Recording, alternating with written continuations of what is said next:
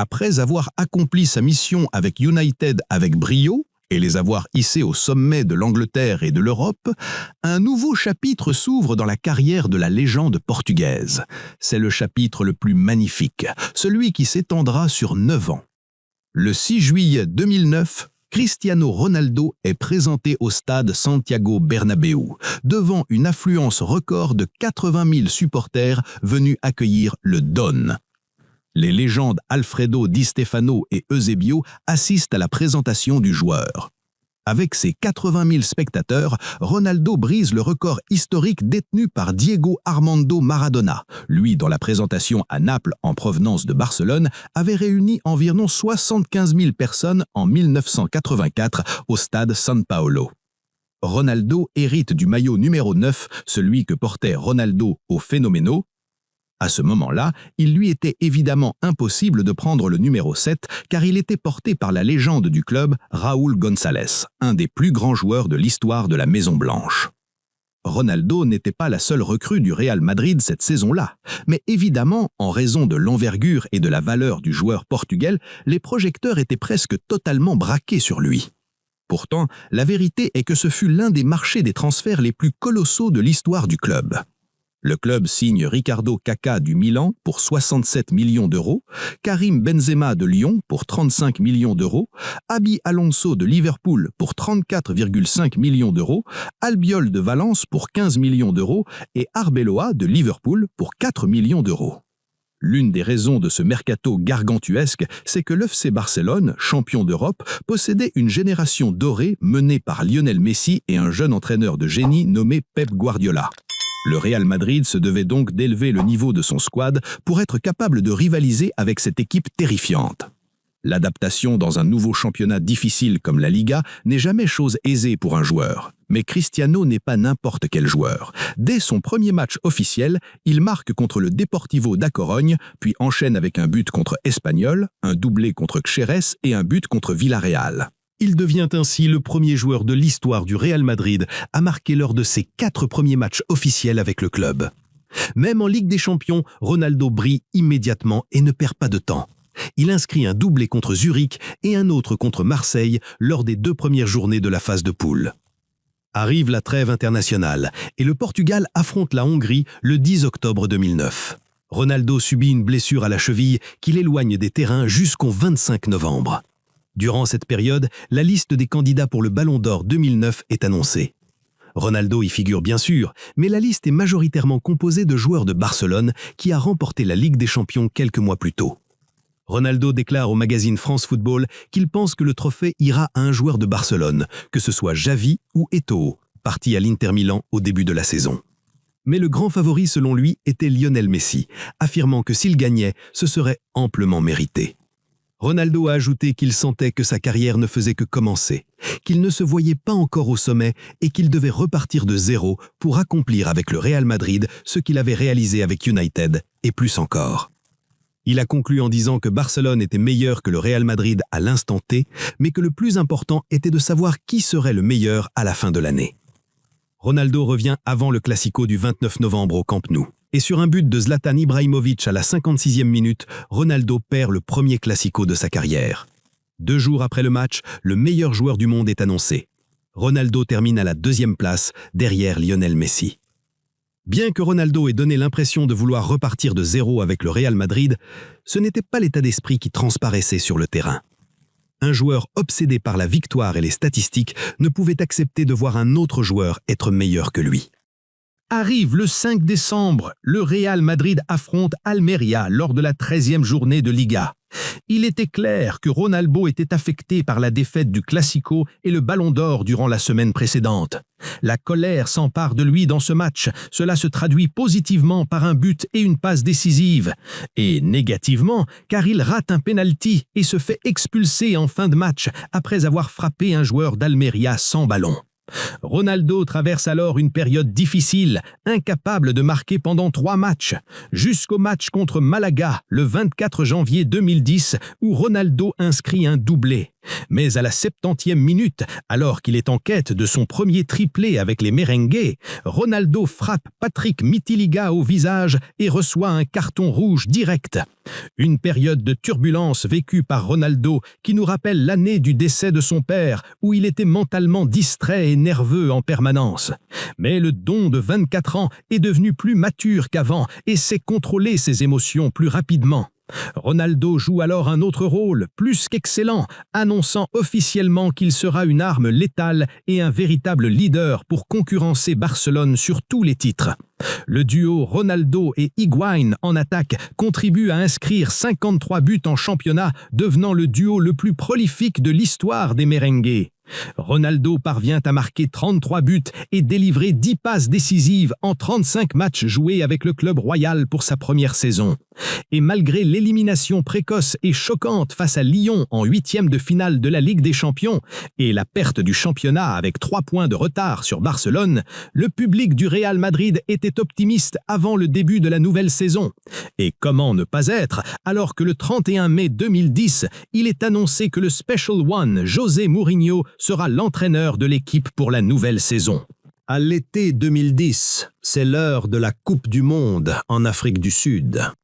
Le Portugal se qualifie en 2e position après un nul vierge contre la Côte d'Ivoire et le Brésil et une victoire écrasante 7-0 contre la Corée du Nord, match où Ronaldo marque un but et offre une passe décisive à Thiago Mendes. Le Portugal affronte l'Espagne en 8e de finale. L'Espagne avec sa génération dorée qui a gagné l'Euro 2008, dont l'ossature provenait majoritairement de Barcelone. C'était donc un défi personnel pour Ronaldo d'éliminer la sélection qui évolue dans son championnat, comme il l'avait fait avec l'Angleterre en 2006. Mais la sélection espagnole était inarrêtable durant cette période et sur un but de David Villa à la 60e minute, le Portugal fait ses adieux au mondial et Ronaldo part en vacances d'été en attendant le début de la nouvelle saison.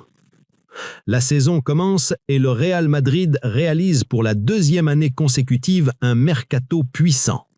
Le club recrute Di Maria, Mesut Özil, Sami Khedira, Ricardo Carvalho et Emmanuel Adebayor, arrivés en prêt de Manchester City.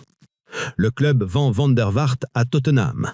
Mais l'événement qui vole la vedette est le départ de la légende Raúl González. Bien que le club voulait retirer le numéro 7 en hommage à Raúl, il revient sur cette idée et donne au Don le numéro 7, celui avec lequel il est devenu célèbre à United. Et effectivement, on avait l'impression à l'époque que le numéro 9 ne lui allait pas, comme s'il était né pour être CR7. Ronaldo déclare qu'il est sûr que Raúl sera heureux qu'il porte le numéro 7 après lui et que l'équipe doit être à la hauteur de la responsabilité pour remplacer la légende du club qui a joué 16 saisons sous le maillot blanc. Il affirme qu'ils n'ont pas peur de Barcelone cette saison et qu'il pense que l'équipe réalisera une meilleure saison que la précédente. Il ajoute qu'il est heureux d'être sous les ordres d'un grand entraîneur capable de gagner la Ligue des Champions 2 fois et qu'il est dans l'intérêt du club d'avoir un coach de cette envergure pour diriger l'équipe.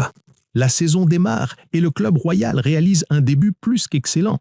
Après les 12 premiers matchs, le Real Madrid cumule 32 points sur 36 possibles, le seul problème étant la perte de points contre des équipes moyennes et faibles comme le Real Majorque et Levante. Il était interdit de perdre des points aussi facilement, car de l'autre côté, Barcelone ne lâchait rien, et pour rivaliser avec eux, il fallait gagner 95% des matchs de Liga. Durant ces 12 matchs, Ronaldo parvient à inscrire 14 buts et délivrer 6 passes décisives. Parmi eux, le premier super hat-trick, quadruplé, de sa carrière, le 23 octobre contre le Racing Santander. Arrive la trêve internationale. Le Portugal joue un match amical contre l'Espagne au stade de la Luz au Portugal. La sélection portugaise écrase le Matador champion du monde par 4 buts. Mais l'événement qui vole la vedette dans ce match n'est pas la large victoire. C'est le but légendaire de Ronaldo où il envoie Piqué, défenseur du Barça et l'un des meilleurs au monde, au tapis et mystifie son coéquipier en club Iker Casillas, meilleur gardien du monde. Cependant, Nani y met sa touche personnelle, provoquant l'annulation du but pour hors-jeu. Ronaldo explose de colère et jette son brassard au sol, sachant pertinemment que ce but aurait pu remporter le prix Puskás sans difficulté. Ronaldo rentre à Madrid et immédiatement, 3 jours plus tard, Ronaldo inscrit un triplé contre l'Athletic Bilbao le 20 novembre 2010.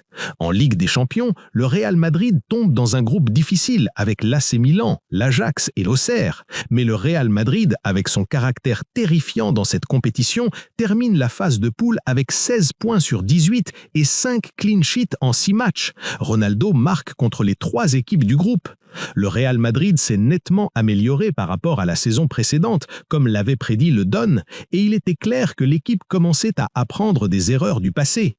Jusqu'au 29 novembre, date du Classico qui se joue au Camp Nou. Devant plus de 98 000 spectateurs, le Real Madrid perd par 5 buts face à une armada catalane affamée dans un match à un seul sens, comme si Barcelone jouait contre une équipe de milieu de tableau. Malgré cette défaite humiliante, ce fut une leçon pour le Real Madrid de Mourinho. L'équipe devait être pragmatique et ne pas se mettre sous la pression des déclarations avant les grands matchs. L'année se termine et Ronaldo entame 2011 en tête une série de records qu'il veut briser.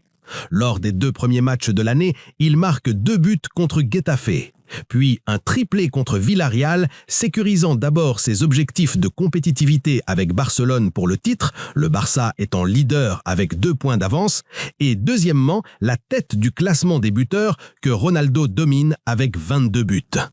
Le 10 janvier 2011, le vainqueur du Ballon d'Or est annoncé. Pour la 2e année consécutive, Lionel Messi l'emporte et Ronaldo termine à la 6e place, son classement le plus bas depuis 2007.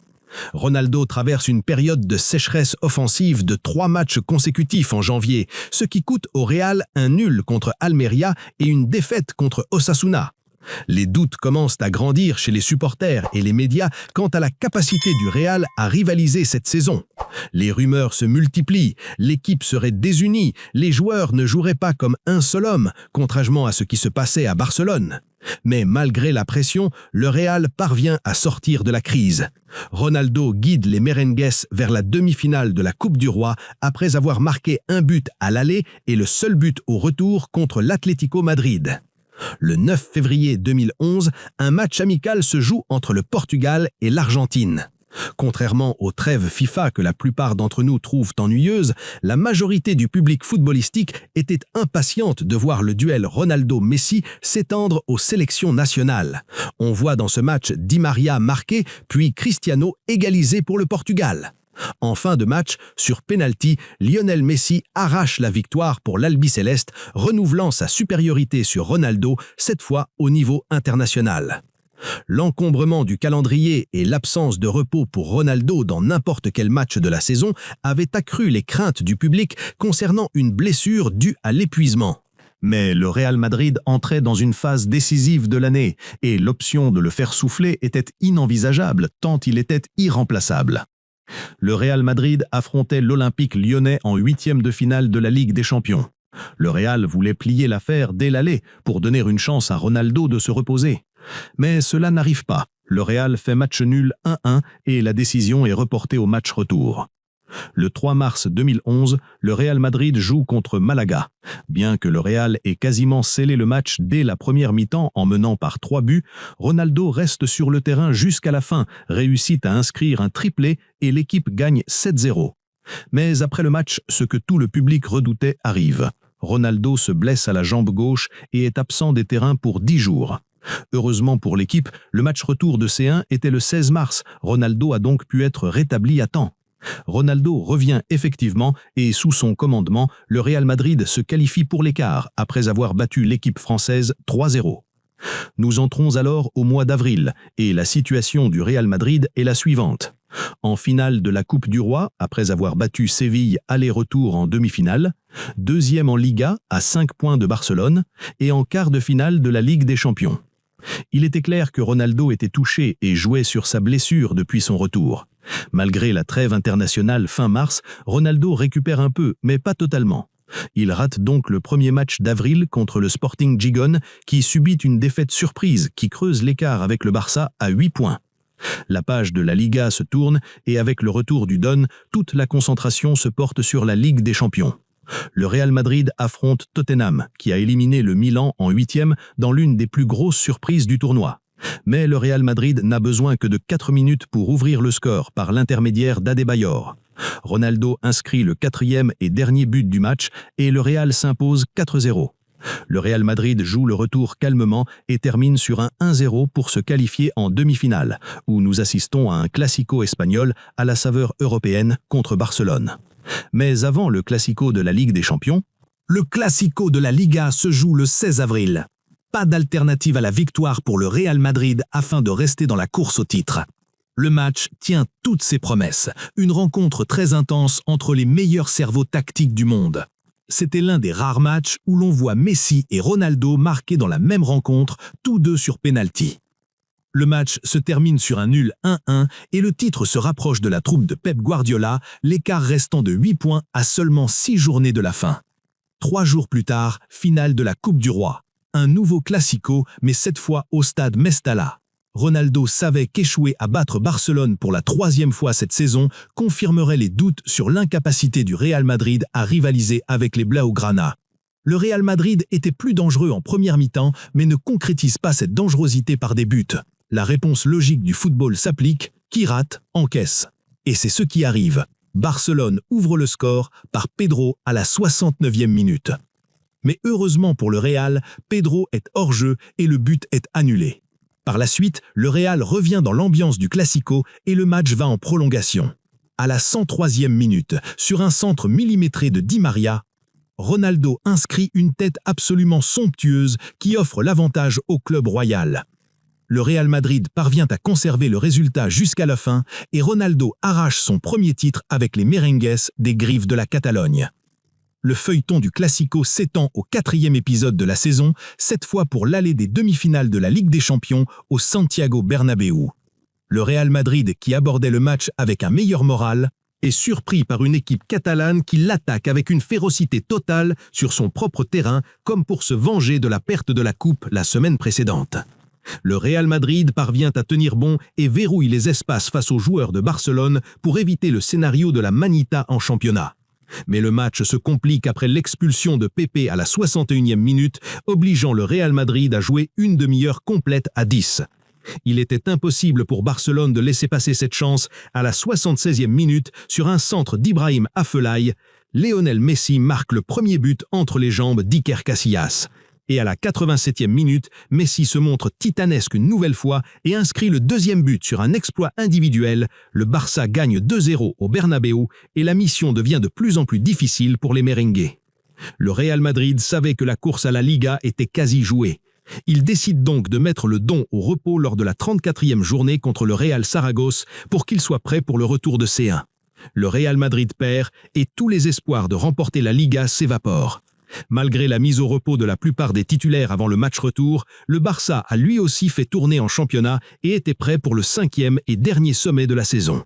Guardiola a su gérer le match de manière idéale, fermant les espaces sur Ronaldo, Di Maria et Higuaín. En seconde période, Barcelone porte le coup de grâce et inscrit le premier but du match, le 3e sur l'ensemble des 2 rencontres, par Pedro à la 54e minute. 10 minutes plus tard, Marcelo inscrit le but de l'égalisation, mais ce n'était pas suffisant. Le match se termine et le Real Madrid quitte la Ligue des Champions en demi-finale. Ronaldo était meilleur buteur de la Liga avec 29 buts et il restait 4 matchs dans la saison. L'extension de la rivalité avec Messi, même pour le titre de Pichichi, fait que Ronaldo ne veut pas perdre un nouveau trophée qui est à sa portée. Ronaldo explose littéralement lors des 4 derniers matchs de manière surnaturelle. Il inscrit un quadruplé contre Séville, puis un triplé contre Getafe pour porter son total à 36 buts cette saison. Le 15 mai 2011, le Real Madrid affronte Villarreal. Ronaldo, sur 2 coups francs directs, marque 2 buts et le Real gagne 3-1. Le meilleur match de Ronaldo cette saison fut le dernier, contre Almeria. Le Real les écrase par 8 buts dans un match où l'on voit Ronaldo marquer 2 buts et délivrer 4 passes décisives. Il termine ainsi la saison avec un record historique pour le Don. Non seulement il parvient à remporter le titre de meilleur buteur du championnat, mais en inscrivant 40 buts, il devient le premier joueur de l'histoire de la Liga à briser la barre des 38 buts, record qui était détenu par Telmo Zarra et Hugo Sanchez. Il remporte le soulier d'or européen, devenant le premier joueur à le gagner dans 2 championnats différents. Ronaldo conclut la saison avec le plus grand total de buts de sa carrière à ce moment-là, en inscrivant 53 buts et en délivrant 18 passes décisives en 54 matchs. Cependant, ses 71 contributions décisives n'ont pas suffi pour briser l'hégémonie de Barcelone, qui termine la saison champion d'Espagne et d'Europe. Mais cette saison n'était que le début pour le Don. Dès la saison 2011-2012, nous verrons le Real Madrid de Mourinho réaliser l'exploit footballistique et un Cristiano Ronaldo évoluer techniquement à un niveau jamais vu auparavant.